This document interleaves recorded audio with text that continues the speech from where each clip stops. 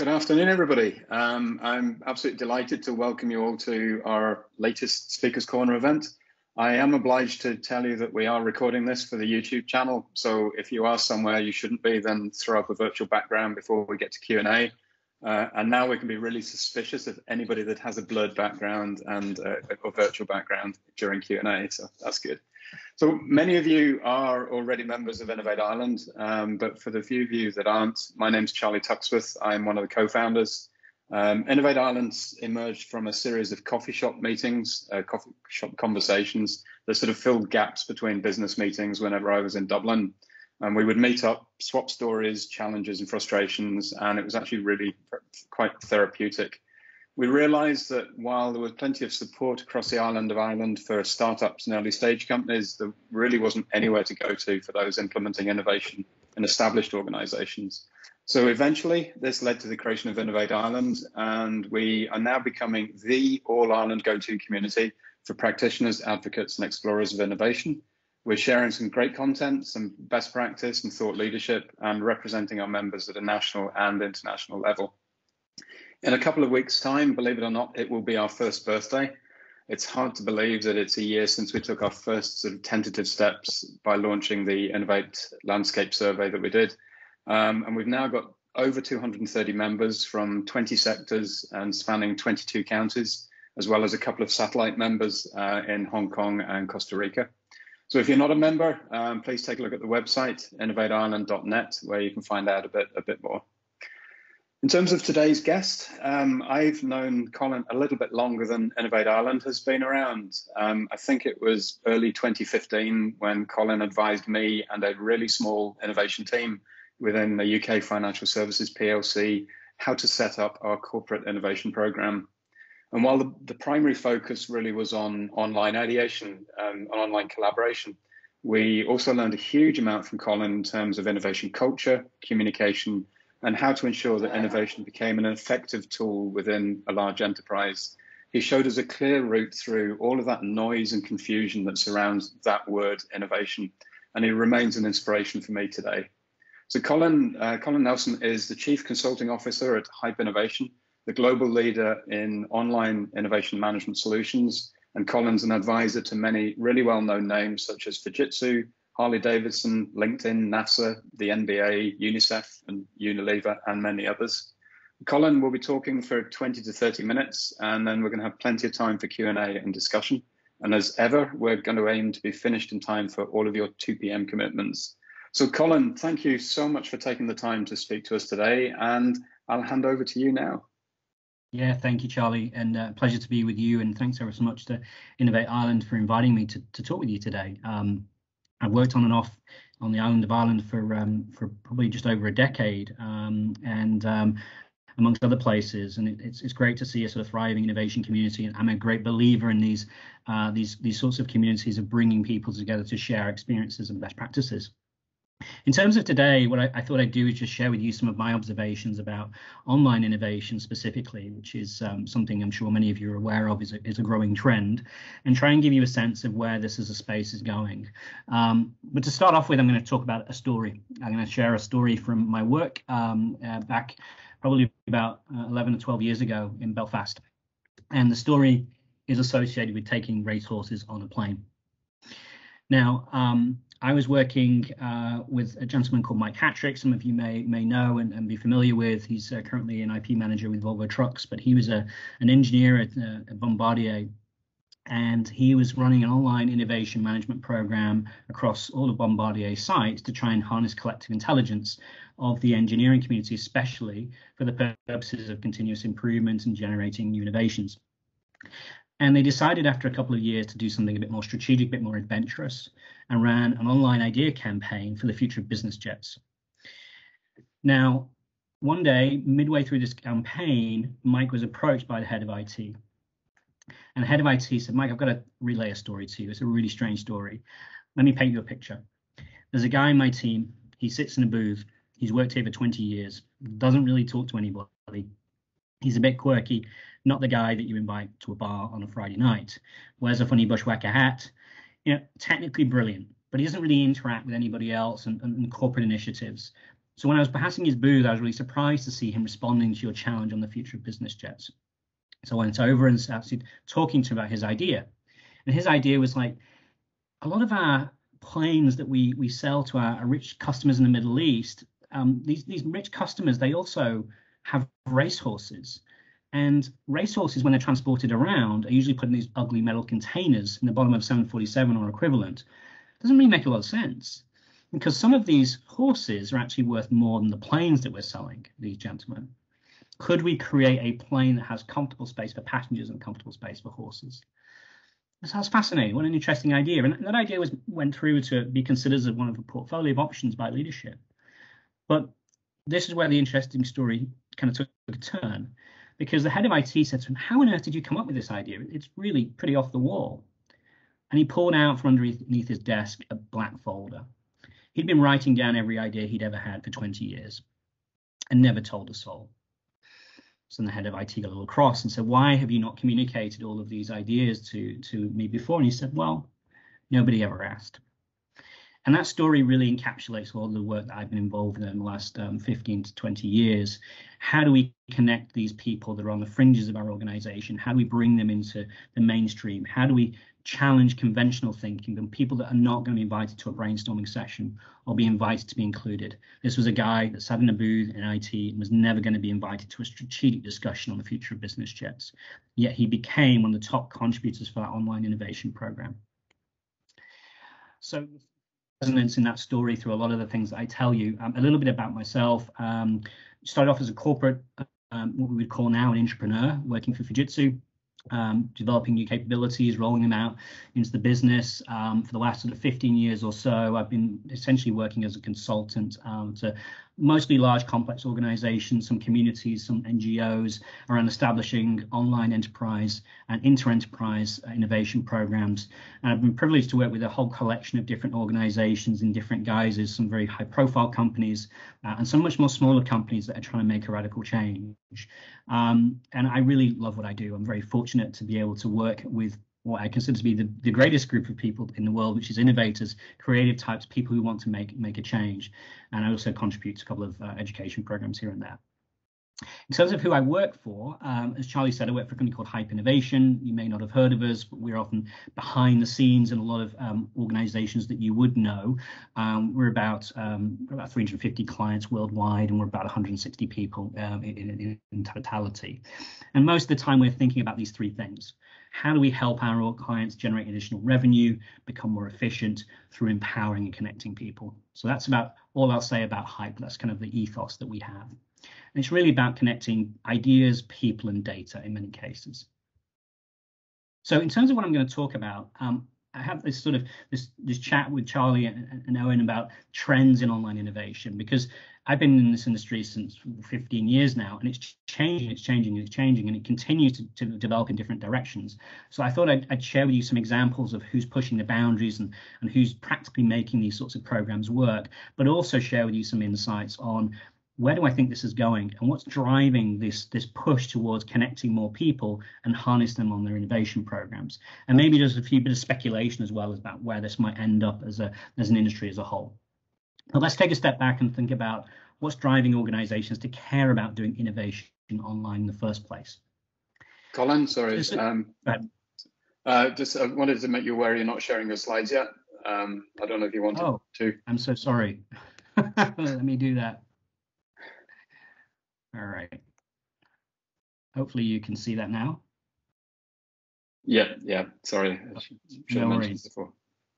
So 6 big themes. The first one is pressure for growth and profitability. That's not changed, of course. Everybody still cares about that. As organizations are globalizing, we have people in different locations. I heard earlier we have people in Hong Kong, in Costa Rica. Even within an organization, we often have people in different locations, and we struggle to have them collaborate with each other. Also, transparency over our innovation portfolio, understanding who has what, who's working on what ideas do we actually have, what can we do if we need to change. And talking of change, I'm sure we'll all agree that the pace of change is only increasing. And that's a struggle and a concern for a lot of executives, especially technological change. How do we keep up? How do we stop ourselves from being disrupted by new emerging competitors? No company I've ever met has enough resources. And so we're always struggling for capacity and making sure we have the right people in the right places. And of course, we're all in the middle of fairly significant business disruption through a pandemic. And all of these this confluence of things have driven organizations to care a bit more about improving innovation performance. Can innovation be the answer to some of these challenges? And if we do get better at innovation and more collaborative and more agile, does that help some of those broader challenges? Now, what I'm about to tell you about is not that radical. We're all very familiar with collaborative innovation techniques. We've all sat in brainstorming sessions. We're all familiar with the idea that two heads are better than one.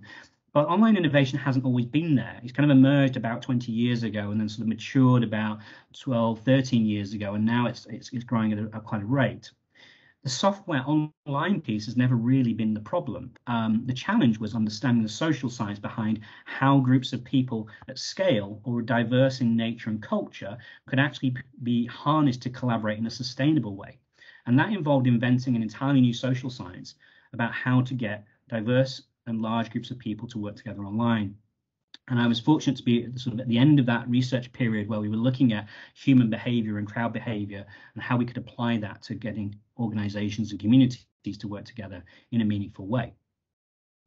And the way that most organizations will harness this collective intelligence to deal with innovation challenges are typically through short, time-bounded idea campaigns or problem-solving campaigns, which I'll talk about a little bit more in a second. And that process is not really specific to innovation at all. It's specific to any challenge where we have a scale problem. So that could be cost reduction or process improvement. It could be risk reduction or improving levels of health and safety. All of these challenges benefit from having more diversity than we can fit in a room. So online is usually a helpful thing to do. However, what we do need to bear in mind is if we include larger groups and we get more diversity of opinion and we see the value in that, that also means more content. And that means decision making becomes way more important than perhaps we've considered in the past, and making sure we select the right types of concepts to support our businesses and communities moving forward. Now, in terms of this online campaign, for those of you not familiar, it's a very basic concept.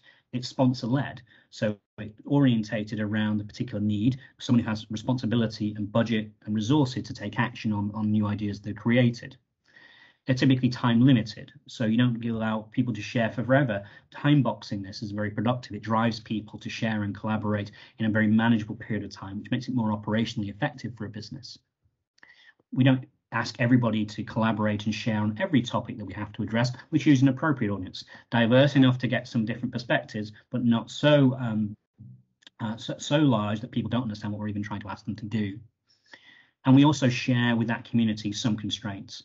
So we often talk about getting outside the box. There's always a box. Maybe it's regulatory, maybe it's budgetary, maybe it's culturally, but there's always some restrictions and considerations that we need to think about. That actually helps ensure that the types of content that we create are aligned to where the business can feasibly work.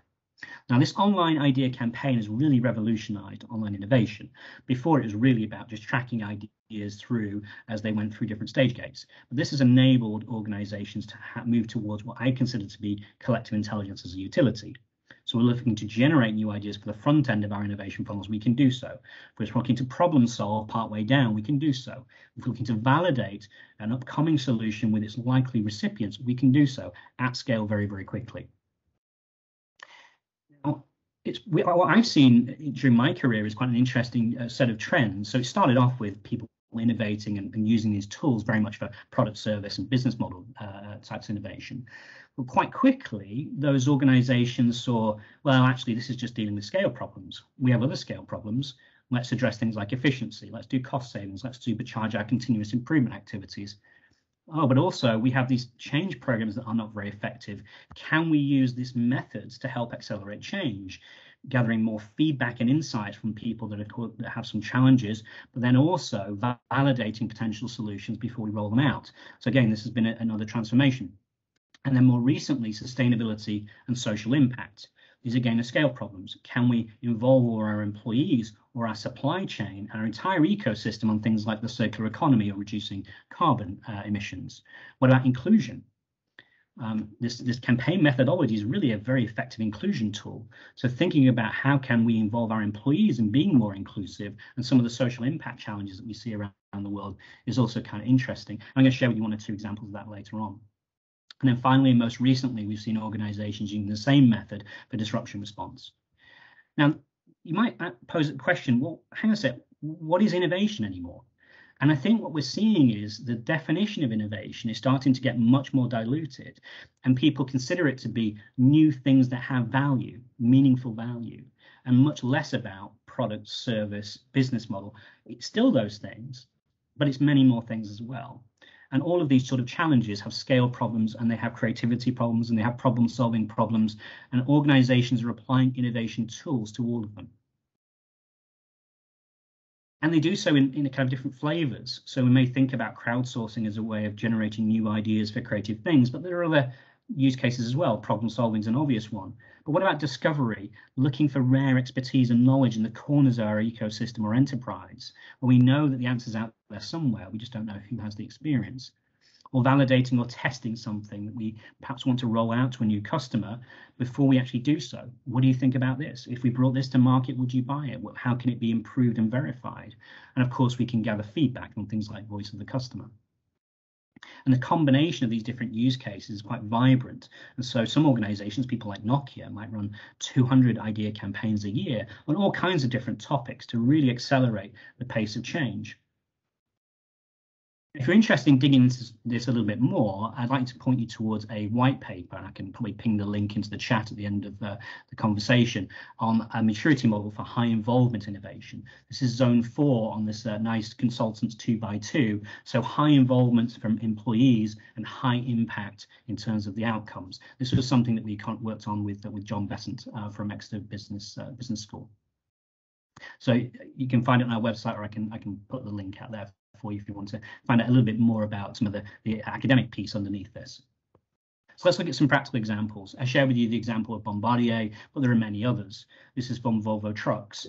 They would compress these idea campaigns into jams and run them over just 3 days, involving maybe 10,000 people looking for new patent ideas, looking for ideas that are more operational, and allowing people to freely collaborate on the areas of innovation that were most comfortable to them.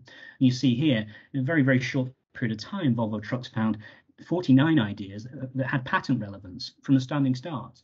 They have selected 111 from 600 submitted, and noticed an awful lot of commenting, a lot of collaboration, building and developing the ideas. That's where an awful lot of the value comes from. So a very traditional, let's build better products type use case.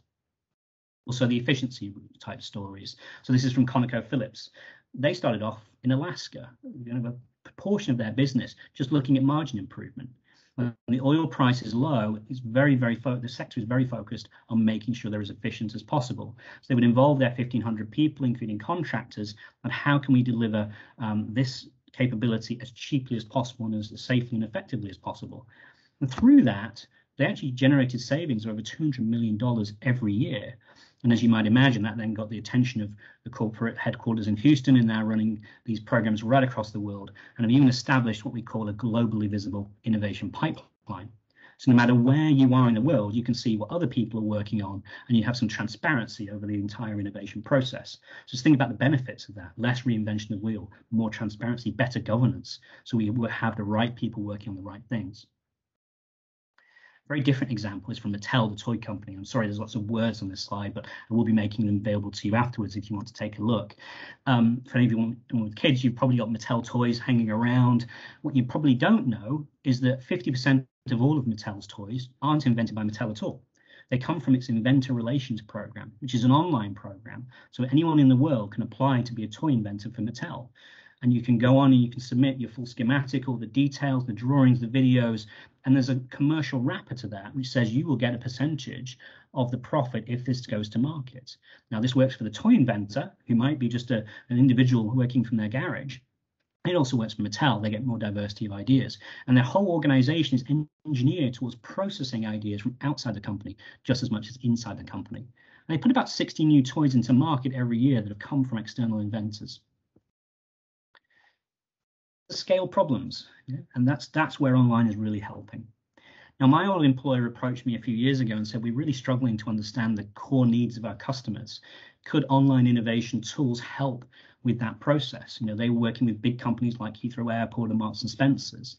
And what we worked on with them was running small, very focused campaigns with the leadership teams of these corporations to understand what kept them up at night, forgetting about what Fujitsu sold and just try to understand their core problems. And if you want an example of this, I'll perhaps share that in the chat, at the end of this, of a very practical example that Fujitsu applied.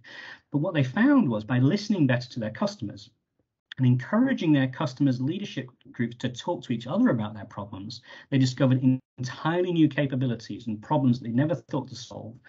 They would throw these challenges back into their own organization. It involved their distinguished engineer community. And then they would come back with unique, distinguished, and distinctive offerings, and then be able to sell that right across the industry. It was 10x ROI in year one, just by a program of this kind of nature. Again, different program. One of the programs I'm most proud of, I think a program that's really pushing the boundaries of what online innovation can do, is from AkzoNobel. So most of you will know it's a service and coatings business. They have a platform program, and you can follow the link if you like, letspaintthefuture.com. It's for any supplier, any new startup, or any academic organization that wants to get involved with AkzoNobel. They can apply and share their solutions to AkzoNobel problems on an online platform. Now, it's not necessarily collaborative. So if you're a startup, you don't see what other startups are sharing, but it gives you a vehicle to reach out and get to AkzoNobel and the right people in AkzoNobel. And this is a CEO-sponsored program. The whole organization is orientated around it. The very first time they tried it to try and discover new types of capabilities and new partnerships, they had a tremendous response, over 160 submissions, and they selected 3 or 4 partnerships that would then be helpful for the future of their business, really recognizing that everything can come from inside our own organization.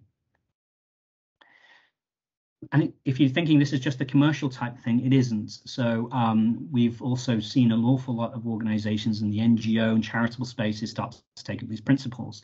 Another very practical example is something that we saw last year with UNICEF. And what UNICEF did was to partner up with the big players in the NGO community, in the fundraising community, and say, during COVID, we're obviously seeing big changes in the way fundraising is working or not working. You know, people are not running marathons for charity anymore. They're not able to necessarily collaborate in the same ways. How can we reimagine what fundraising might be for this sector? And as a community, they ran an online campaign for the general public and their own employees to say, let's think about, can we share ideas between ourselves to see how we can change this? And there's a public platform, it's super colorful and bright, not super my favorite colors, but you can go and take a look at this as well. There's a link there. It's called Reimagining Fundraising at hypeinnovation.com, and you can go and take a look at this program. It's publicly available, and it includes all the different finalists from 2020. And what they've even shared, for the benefits of everybody, is all of the different ideas and themes that were generated out of this process. So you can see some topics here around tools and technologies and social and partnerships, and you can go and dig into those if you want to.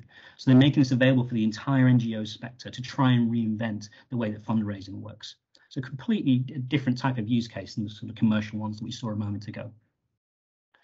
So where this is all sort of accumulating is this ethos behind connecting people, data, and ideas. And what I'm sensing is organizations trying to become more agile and realizing that they can't predict the future. They can look at indicators, they can look at trends, they can look at what their competitors are doing, they can look at new technologies, but then they need to try and make some predictions about where that's going to head and which bets they want to place. But agility is a fundamental and necessary part of being able to exploit these different paths. And I think what we've all seen during COVID is that some organizations have realized they're not super agile. And as their customers' needs have changed and the way that they need to deliver their businesses have changed, it's been a real struggle. So organizational agility seems to be something, again, that's underpinning this desire to try and change, transform organizations and make them more adaptable so they can exploit different types of innovations as the new things emerge. And a big part of that is being able to tap into an organization's greatest resource, its people. But I want to go one step further than that, because it also depends on the supply chain. It also often depends on academic partners and customers. There's an entire ecosystem of organizations and communities that are interconnected. And what online innovation tools and processes are able to do is to kind of create virtual communities to have conversations on the right topics at the right time on the fly without having a significant impact on the day job. And so this is really quite exciting because it changes the sorts of problems that we can feasibly solve. communities that would never be connected before now can. So where this is sort of heading now is it not just about ideation and collaboration around sort of corporates. There's a foresight and strategy piece that I'm seeing mature. Some organizations have always done this kind of work, but we're starting to see online tools start to supercharge it and take it to other levels. So you're gathering all the insights from outside the organization, who's working on what's the latest research, what patents are out there, what global trends are we likely to be exposed to. And then we're using that to then direct the collective intelligence of an organization towards where it should be creative and how we can respond to these trends and needs. Remembering the fact that we don't live on an island and we actually have an entire ecosystem of other organizations that can maybe able to help and support us. So our existing supply chain could be more valuable than we perhaps use them right now. And maybe there are some emerging companies and startups and scale-ups that are also going to be exciting and helping us to move forward. And then finally, of course, we need to manage that innovation pipeline through to execution. So of course, we can have great ideas, we have great partnerships, and they can be aligned to where our business needs to go. But unless we have a method of getting them through to implementation and matching the workflows that exist within our organizations, that's going to be a struggle. And equally, this is what I referenced ConocoPhillips earlier, having this globally visible innovation pipeline. And one of the biggest benefits is around governance. Who's actually working on what? Are we actually making good use of our resources? Because we always are capacity constrained. So this is a set of, I guess, principles is really where we're seeing the online innovation sector go. And if you want more examples on any of these, I'm happy to dig into that in the questions.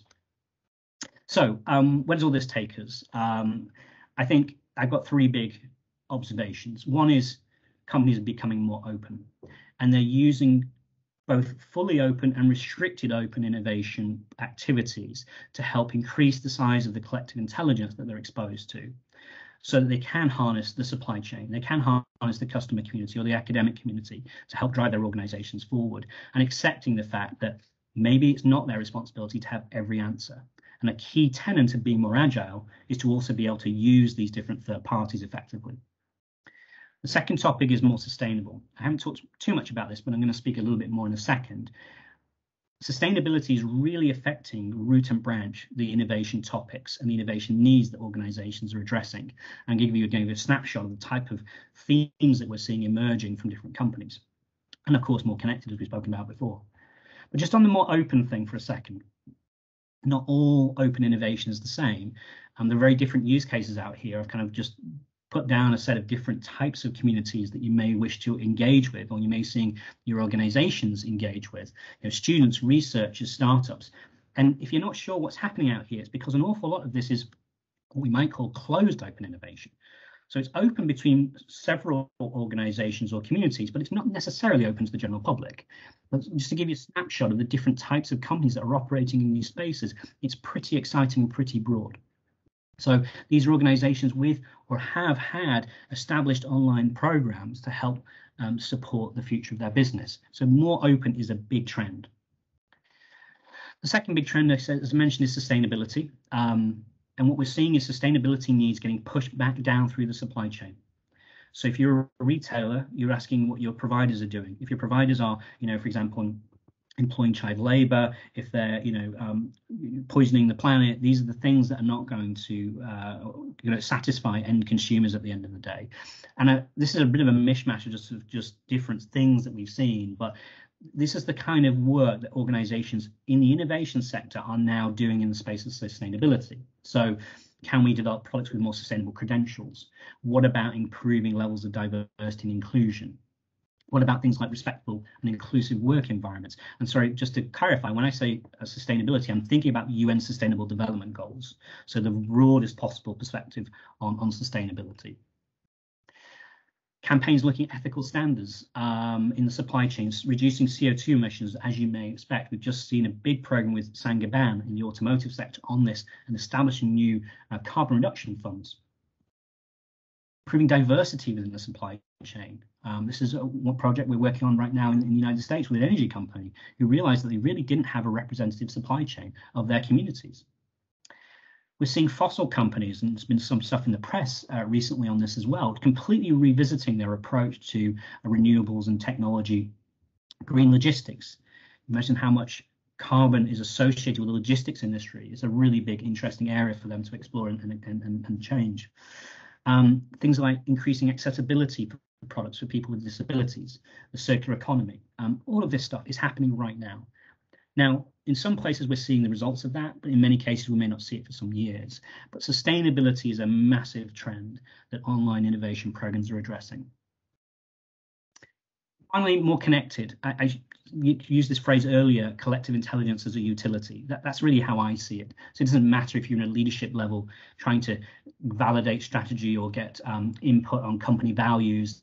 It doesn't matter if you're in a sales team trying to change the way in which you're selling and get more competitor insights and get those from across the company, or perhaps validating a new system that you want to roll out. All of these different parts of a business, HR, procurement, finance, IT, the product streams, the service streams, they're all starting to exploit this collective intelligence utility, these innovation principles, by harnessing collective intelligence and directing people towards where the big needs are. So more connected is a big, big theme. So summary from this session is dream big, because stuff that we couldn't possibly imagine that we could do in the past is now possible and it's now happening. I'm seeing organizations, even competitors, start partnering up and forming online communities so that they can actually work together in places where they don't compete and keep the other parts of the business separate. As you can see, we desperately need to innovate to support the sustainability needs that we all face in terms of communities and the environment. There's some really exciting things happening, and it's all underpinned really by connections, data, and people. So yeah, hopefully I've not rambled on too long. Very happy to take any questions that you have, and I hope that was interesting to everyone. Colin, thank you so much for that. That was a brilliant share of your time, your experience. You might need a minute to grab your breath while we start diving into questions. I've got a few of my own. Everybody in the group, just stick up your hand if you want to dive in with a question. But while you're wondering whether you want to be first, I'm going to let Charlie take the first go. He's known him too long to be polite, so Charlie's going to have a real dig now and see what comes up afterwards. It's lucky I actually had a question that I worked through, wasn't it, and didn't start thinking about it now. But anyway, I had always thought that online ideation was the basis for innovation, because that was kind of my route into it. But before this, I had a look at the innovation landscape, the report that we did, and out of I think it was 140 people responded the first time around, like 80 odd were doing creativity, design thinking, prototyping, incubators, that kind of work. There were, I think, 38 or so were doing suggestion boxes. But there was only low 20s were actually running online challenges and open innovation campaigns. So kind of 2/3 of the people that had suggestion boxes. So suggestion boxes get a really bad press, sometimes quite rightly. Why would an organization move from just having something out there that says, tell us what you think, to something which is much more focused and structured? Yeah, it's a good question. I think the first thing I'd say is the things that people think are wrong with suggestion boxes are actually not the reason that they struggle. In principle, there's nothing wrong with a suggestion box. We see many organizations have very effective suggestion box type processes, but they have to be orientated to where the business cares to actually process the content, and they have to be orientated around places where the needs never go away. So let's suppose you had a safety suggestion box. So safety never goes away. Do we care about safety? Yes. Do we have someone who's responsible for safety? We do. So safety is a very sensible place to have a suggestion box. You wouldn't normally do an idea campaign around that. It could be an ongoing flow of safety ideas. Likewise, in continuous improvement, if you're on a manufacturing line and you have an idea to move something, a suggestion box makes sense. What normally causes problems with suggestion boxes is a lack of alignment between what's shared and what the business is prepared to invest in and care about at that point in time. You can have fantastic ideas, but they might not be timely. They might not have budget around them. And so when people see nothing really happening, they start to lose interest. And that's what tends to cause a suggestion box to fail. But if you focus them and you orientate them around where the business is prepared to invest and care and process the content, they can thrive just as well. Good stuff. Thanks for that, Colin. Charlie, have you got a follow-up, or are we prepared to move on with other topics? No, let someone else have a go. I don't want to monopolize. Okay, I'll do a couple of questions then from the chat, Colin. One is a starter question. If you forget, most of the people in this room are doing innovation at some level. So forget us, pretend we know nothing. That's not too hard sometimes. General tips, handling ideas at volume. What would you say? Yeah, very simply. Firstly, triage hard. You know, get rid of the stuff that is never going to make it. You will know at the first pass, is this vaguely valid? Is it appropriate? Is it on topic? Triage brutally. That will get rid of probably 20 to 30% of your content quite quickly. The second tip I would say is to say, don't make metric decisions on gut feel ideas. Often when you are in the very early stages of an ideation process, you don't have metrics to make a judgment over A over B. What you have is gut feel. This one probably has more potential than that one. This one probably takes a bit longer than this one to make. Make those sorts of decisions rather than metric based. If you try and say, well, it's going to have to be a 100 million euro idea, or it's going to have to be done in 6 months, these are really tough measures. And what the evidence tells us is that if you use gut feel decision making, so yeah, all right, let's maybe do a comparative test. Let's look at A versus B, and let's make a gut feel about which one is stronger. That's going to be a much more effective way. One of the things that cripples decision making processes is trying to apply a business case to an early stage idea. You don't have the data yet. What you need to do is to get the quantity down through triaging and then maybe some gut feel analysis down to a manageable level that you can then start to develop and maybe do proof of concepts and start to gather more data so you can then go and generate a proof of concept. And I like Joanne's comment here about saying no is just as important to, yeah, absolutely. Absolutely. You know, you saw the data from Mattel a little earlier, right? So 3,000 submissions, 60 ideas make it through to market. It's a pretty brutal funnel. An awful lot was said no. Doesn't mean they're bad. It just means that we don't want to do them right now. What about then the idea of the wisdom of crowds in terms of data, in terms of value in whether it's a gut or a data type environment? Yeah, I think there are certain scenarios where wisdom of crowds is incredibly helpful, and there are other places where I would question its merit. You know, I'm a big believer in wisdom of crowds, as you might imagine, but it's often misquoted as well. I think the first thing I would say is when the implementers of an idea or those that are affected by an idea have a voice, then wisdom of crowds can be incredibly helpful. A very practical example. Let's suppose you were going to change a process that 2,000 people were going to be impacted by. I would want the wisdom of the crowd to see how best to do that. I would want their opinion on any problems, issues, likelihoods of success of that happening. There are other cases, though, and I think more the sort of R&D end of innovation where the ideator doesn't really have sufficient detail to be able to tell you and have the context to be able to tell you, well, where's this going to go? And neither do their colleagues. You know, often innovation is quite messy. It's not as simple as picking one idea. It's that idea gets merged with three others and then gets merged into another program. You can't expect the crowd to know about these other paths and these other options. And so I think wisdom of crowds, yes, when it's simple, when the community is going to be impacted. I think a really nice example, wisdom of crowd, I used with a car company. So a big French car producer generated 1,300 ideas for new digital features in their cars from their employees. Wisdom of crowds is perfect for that because the employees also drive their cars, and these are people that are going to benefit from those ideas. So unless they like them, I really don't want to do them. But then when we're getting into the more detailed things about technically, can we do this or can't we do that? That data is not available to that community. So we have to dig more into the expert group. Very good. So David Thomas, that question about the quick tips, that was yours. If you're happy with Colin's answer, that's fine. But if you need to put him under more pressure, just follow up as you see fit. Okay. So Aileen, I can see your face there. You're coming from County Cork. Can we give Colin a hard time? Thanks, Owen. Okay. Hi, Colin. That was really, really good. So thanks for your input.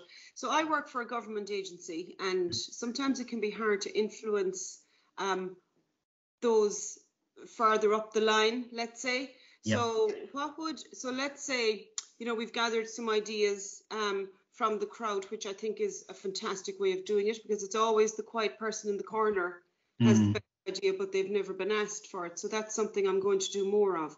But how can you best influence as a team those further up the chain who make, you know, the most decisions where, you know, their priorities might be slightly different to those of us who are closer to the clients on the ground? It's a great question, Eileen, and thank you for your kind words. I think the first thing I would say is there's a big difference between push and pull when it comes to ideas. Now, if you generate ideas in a team and then you take them to leadership, you're essentially pushing them on those leaders. We don't necessarily care that we know what their priorities are, what budgets they have available, what resources they have available. You might have fantastic ideas, but it doesn't mean it's aligned to their goals. So I'd like to try and change your thinking around and say, go to the leaders first and say, what are your goals? What are you trying to achieve? If I was to bring you ideas for something, what would I bring them on? And allow them to constrain you a little bit in terms of topics and needs, and then go and generate ideas in those zones, and do that multiple times at a smaller scale, rather than generating ideas and then trying to push them up the tree, because that's always a struggle. And if you can pull ideas from a community based upon their needs, of course, when the leaders see ideas that are appropriate, aligned to resources, aligned to where their topics are, they're much more likely to adopt. And that's actually, again, a comparison between a suggestion box and a campaign, and why campaigns have been so effective over the last sort of decade or so, is because really it's a pull process. It's aligned to where the sponsor already cares. Does that make sense? That makes a lot of sense. Thanks for that, Colin. That's great. Yeah, you're welcome. Brilliant. Now, Colin, the next one, if people are prepared to leave that last answer alone. Charlie, do you want to dive in quickly, or will I go on? Yeah, it was just a follow on to Colin's answer for that. I mean, it's one of the things that we learned from working with Colin was the importance of having a cry for help coming from the sponsor.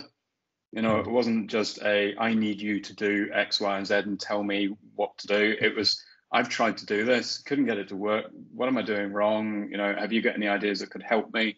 And it was that sort of personal connection from the sponsor actually makes it much easier to get people to actually get involved as well.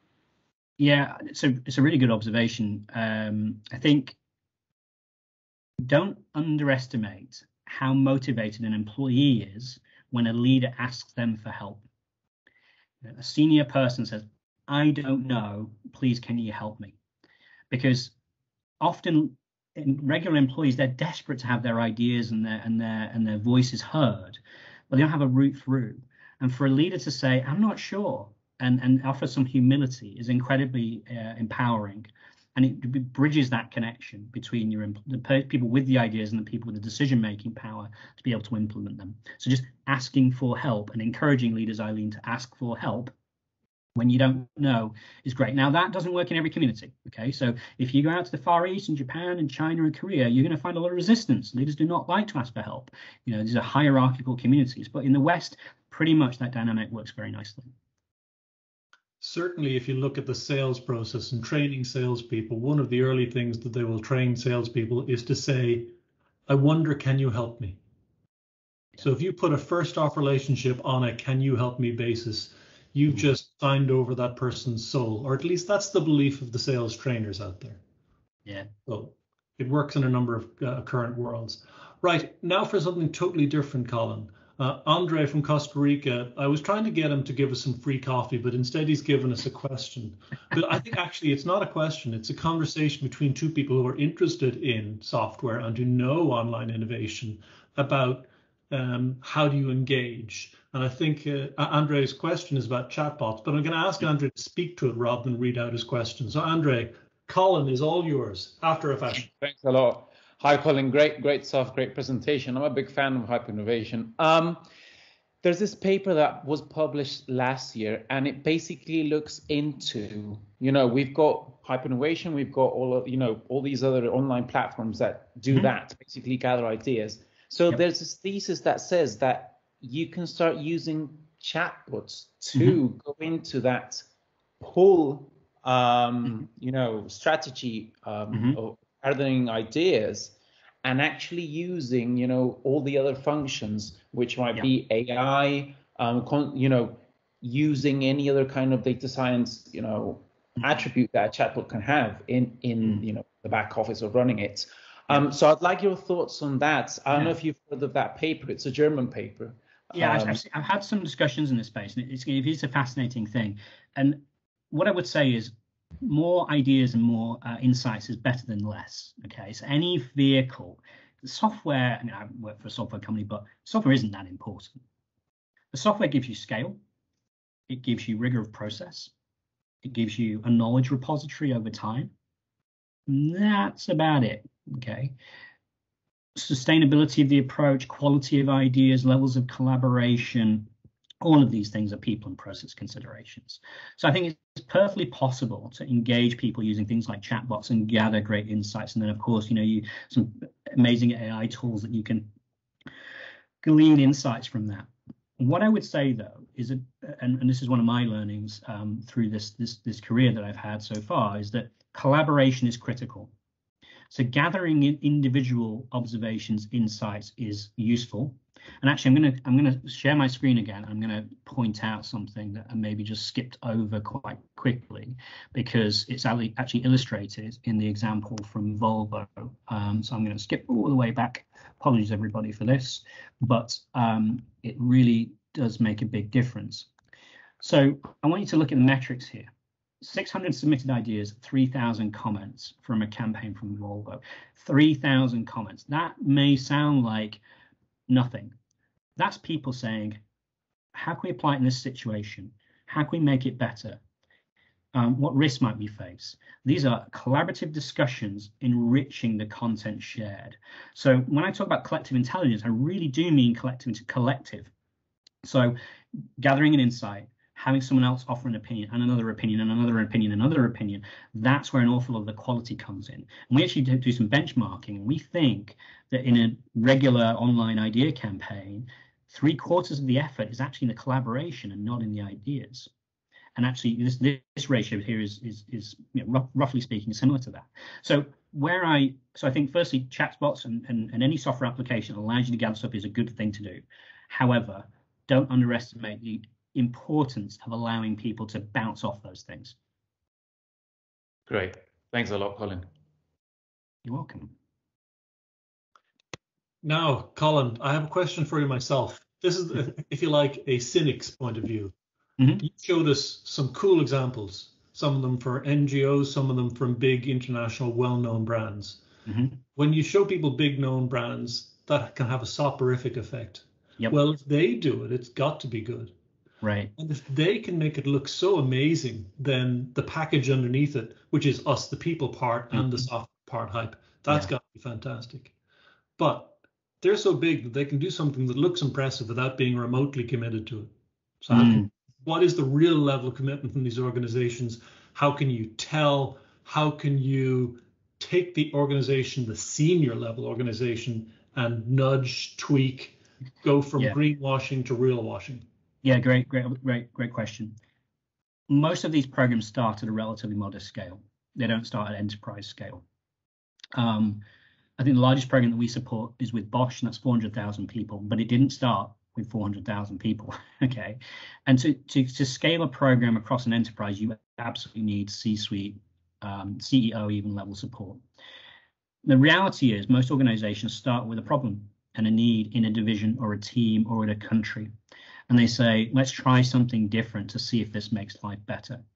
So actually the ConocoPhillips example, I think, is a prime example. They worked in Alaska for years without the corporate touching it. 1,500 people, much smaller part of the overall business. And all they were trying to do was save money. And what they knew is that they had this 1,500 people that were working on shifts and contractors flowing in and out. And it was very difficult to actually take them away from the day job and say, how can we do this more efficiently? Is there equipment we could use? Is there a different way of working? And they just ran 6 campaigns a year on let's save money, let's margin improvement. Now, after about the 3rd year of them generating around $200 million of savings, the corporate went, oh, hang on a minute. Maybe we should be thinking about this more broadly. And it went straight to the C-suite. So CTO and CIO said, we want to be part of this. We want to roll that out corporately. So all I would say is, if you're struggling with the C-suite to adopt something, don't worry about it. Go and prove it out. Deliver value quickly. I was working with a subsea infrastructure company not long ago in Norway. And from their very first idea campaign, they found an idea worth $1 billion. $1 billion, right? And all they did was ask a group of people that had never been able to talk to each other before because they worked on ships. But they'd never had a chance to come together as a team. So these places where there's inherent lack of collaboration due to the working style is an absolute goldmine for creativity and problem solving if we can only bring these people together. And we know this intuitively because we all sit in brainstorming sessions and we all ask colleagues and friends when we have problems. But if you can scale that and make it systemic, then that's when it gets exciting. And you better believe the CEO of that company got interested very, very quickly. But it started off with a problem. We've got people who work in at sea that never get a chance to collaborate, and we want to be more efficient. So I absolutely accept the fact that big corporates, they don't adopt this overnight, and they don't adopt it at sea level overnight. They do what every C-suite does. Let's run an experiment. Let's try it out. Let's see if we can make it work. And hopefully you can see through these examples, when we do it right, it's very, very impactful. But it doesn't happen overnight. So, I mean, we've been working with... It might be crawl, walk, run. Absolutely. Absolutely. Real challenge. And that goes for everything. Crawl, walk, run. Very basic stuff. Start off problem solving. Find some, make a process faster. I once sat down with the guy that ran the program for Pfizer, and I was working for a pretty crappy software company at the time, and he'd adopted some of these methodologies. And he's a very senior guy, and C-suite level, more academic qualifications than I have, pairs of socks. And I said to him, why did you adopt this in Pfizer? He was one of the forerunners. And he said, it was very simple. He said, I've got 30,000 R&D professionals worldwide. It takes me 13 to 15 years to bring a new drug to market. If I can take a month out of that time period, it's worth $100 million to me because I'm selling a product, not developing it. Is it beyond the will of man that if I could harness 30,000 people, I could take a month out? Of course not. Take a half day out here, half a day out there. So they ran very focused campaigns on just taking very small amounts of time out of a very lengthy, highly regulated process. That kind of stuff is real money on the bottom line. And I don't care whether you call it innovation or not, C-suites care about money on the bottom line. So that's the way to get their attention. Fantastic, Colin. Listen, folks, I think we're really at the end of our hour. Colin, that was a great talk. That was breathless. It was fast. We covered a huge amount of ground. We've got great stories, great examples, great models. I think we'll be reflecting that into the future. I think before everybody heads away, just say thank you to Colin for the effort, and a round of applause for the effort and the talk itself. Thanks everybody for their engagement today. Really appreciate that. Next week, we are going to have a little coffee stop. We're going to call it Meet Your Brother, Meet Your Sister. We're going to ask people to tell us a little bit about themselves, what they actually do. And over the summer, there will be a couple more coffee stops, but our schedule over the summer will be light, and we'll have a much more developed program for the autumn that will become clear and obvious to everybody in September. So with that, I think we need to just sign off, say thank you again. Enjoy your weekend, everybody. Enjoy your lunch. Thanks, everybody. Thank you. Thanks, everyone. Thanks, everyone. Bye-bye.